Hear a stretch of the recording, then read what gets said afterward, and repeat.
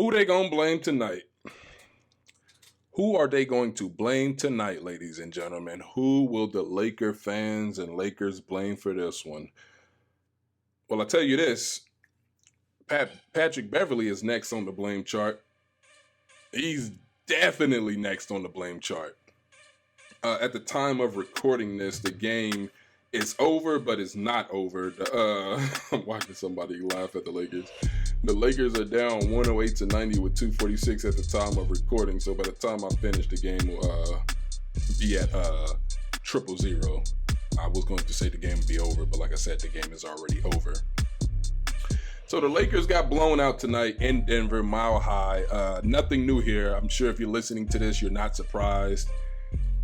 It's at the point now to where it's like, what else are we going to talk about? We know they're not a good team. We know they're not a championship team. Nowhere near that. I mean, Brooklyn has a better roster, and Brooklyn is not even good right now. That whole thing about Steve Nash saying that he doesn't need Ben Simmons to shoot.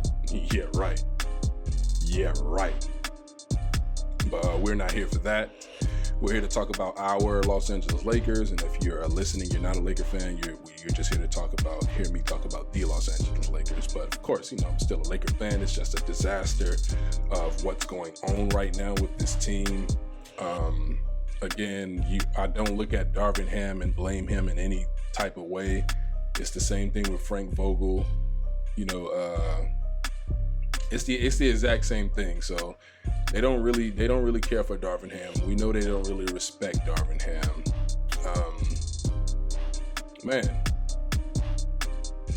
They can't even get in the win column. They can't even get in the win column. For most teams, it's early in the season. But look, listen, it's early, but it's not early for the Lakers. The Lakers season is over. It never even got going. It's terrible. 27 threes made tonight at 29%. I just missed the stat on how many they attempted, but way too many for a team that can't shoot. Way too many. A team that can't shoot and they can't stop anyone, they shoot way too many jump shots. And they constantly turn the ball over. They don't have a big man that can bang. So AD, even though offensively he's slipping and just in general, he's not going to bang with anyone, and that's fine. They don't need AD to do that. That's not the type of player he is. He can't do that anyway because his body isn't made for that. He doesn't have a Dwight type body. He doesn't have a LeBron type body that has the ability to bang. He don't have that.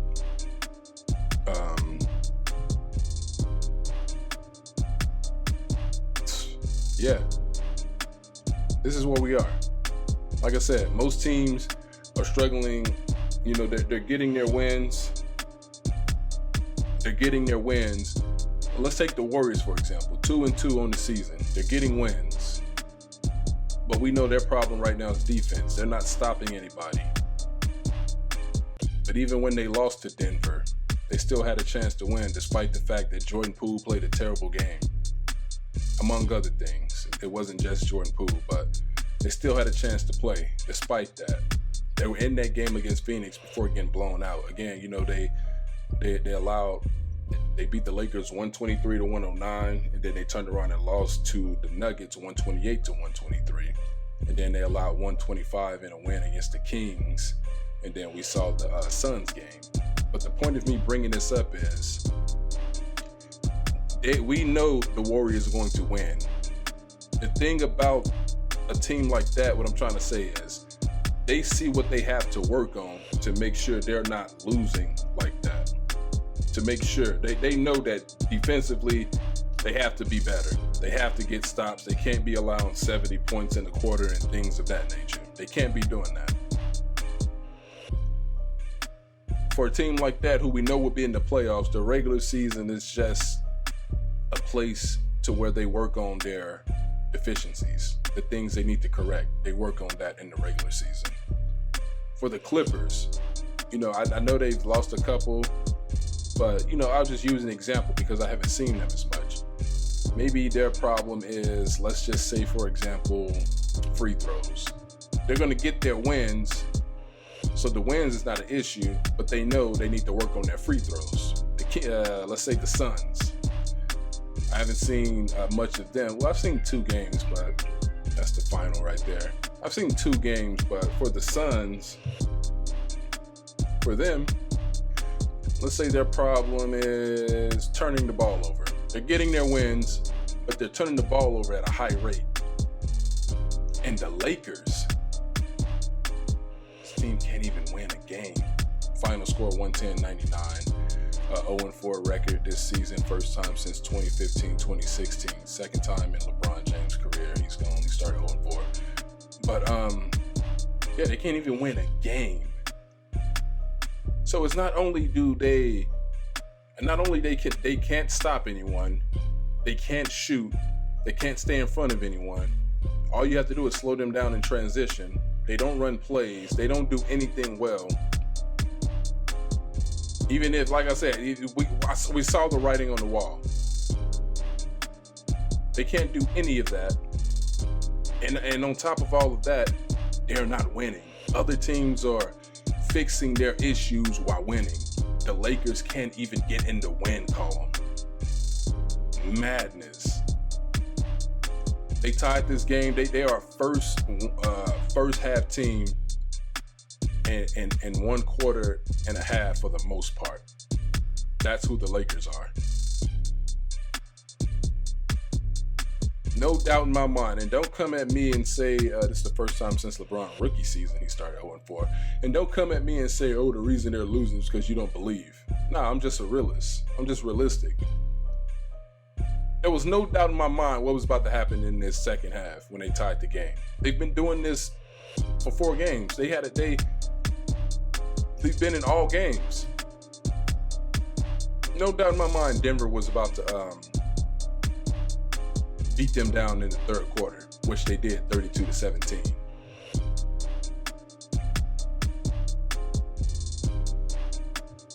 And you think I'm about to sit around and watch the Lakers play teams like Milwaukee? And you see what the Bucks are capable of with no Middleton? We ain't even got to bring up Middleton, but did you just see what the Bucks are capable of? If they don't have Middleton for the entire season, they'll take you to Game 7 in the second round and almost beat you. They got Middleton. They are in the Eastern Conference Finals, and very well much so they'll be in the NBA Finals. That's how great they are. I know a lot of people will roast me for giving the Clippers props, picking them to win, but the Clippers will be all right. These teams are winning while working on issues. The Grizzlies. Look at Minnesota. And the only thing you hear people talking about is, oh, they can just get Miles Turner and what's his name, Buddy Hill. They keep saying that, you keep speculating on that and saying that you making it sound like it's the Pacers' job to make you a championship contender. Yeah, the Pacers aren't going anywhere, but it ain't their job to make you a contender. The Pacers are fools themselves because they keep giving everything away. They have a good team. They had a good team in place. But these are the Lakers. Who are they going to blame tonight? There was no Russell Westbrook. AD, at what point are we going to start talking about this guy and saying, maybe it's time for you to retire? Because he just, it's a running joke, but it's not a joke. This guy, it's like, when you watch a football game, you're going to always see a guy at the end of a lot of plays on the ground because he got shooken up a little bit. And so they take an injury timeout or something just so to check on the guy. That's not normal in basketball, but that's what AD is in basketball. See, Steve Nash purposely got ejected. He knew what was about to happen. But yeah, that's not normal in basketball. This guy, every game you watch, he's grimacing because he hurt. He's his back, fall down, grab his leg, grab his ankle, grab his thigh, grab his arm, his finger. I mean, it's everything. It's a joke that's not a joke. I mean, like I said, man, stop talking championship. You can be delusional if you want to, so I won't tell you to stop, but I would recommend you not. So be delusional if you want to and think, oh, they'll figure it out. They'll turn it around.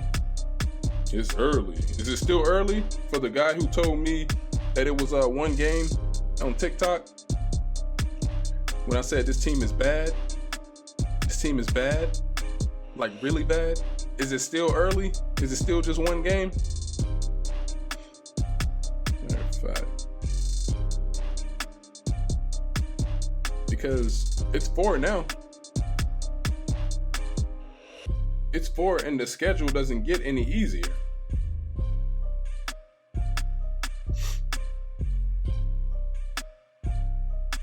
The schedule doesn't get any easier for the Lakers. We know what's about to happen. At Minnesota Friday, home against Denver, which really isn't home in terms of advantage. At Minnesota Friday. In LA against Denver Sunday. In LA against the Pelicans Wednesday, next Wednesday. Jazz next Friday. Cavs, Jazz, Clippers, Kings, Nets, Pistons, Spurs, Suns, Spurs, Pacers, Blazers. And it's not even a reach to say that this team could be winless after November. I don't think they will be, but they'll be underdogs in darn near every game. They'll probably beat the Pistons, but it's like it's so sad and to the point where it's likely they could have one win by December. And that's not even an exaggeration. This team is terrible. And I can't believe in my last video I picked them to make the playoffs. I picked them to get into the play-in and beat Dallas for the play-in spot. I'm a fool. Meanwhile, the Knicks are like 4-1, and I didn't even have the Knicks in the play-in. I could be, there's a lot I could be wrong on, but that's why we make predictions. We'll see. And it's early in terms of other teams, but not for the Lakers. They're done. They never even got off the ground. Yeah, it's bad. It's real bad. It's so bad, I'm doing this podcast style. I don't even want to show my face on the video.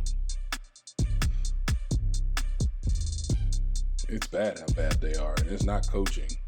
I don't blame Darvin Ham. This is on LeBron as well. He couldn't do anything tonight. Bricking threes. They're just shooting and shooting.